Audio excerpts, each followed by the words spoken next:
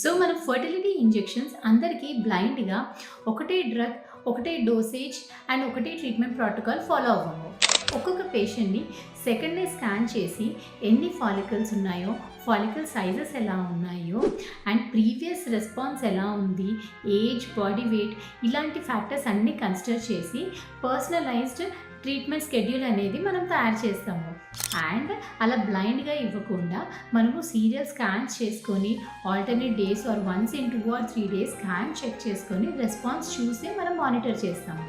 అలా చేయడం వల్ల మనకి మంచిగా ప్రాపర్గా స్టిమ్యులేట్ అవుతుంది and limited number of eggs రావడం వల్ల కూడా మనకి ఓవేరియన్ హైపర్ స్టిమ్యులేషన్ అంటే పేషెంట్ కూడా ఓవర్ స్టిమ్యులేషన్ ఆర్ ఓవర్గా హార్మోన్స్ వల్ల కూడా సైడ్ ఎఫెక్ట్స్ లేకుండా మనం మానిటర్ చేసుకుంటాం. సో ఇంజెక్షన్స్ తీసుకోవడం వల్ల బాడీకి కానీ ఎటువంటి హామ్ అనేది ఉండదు.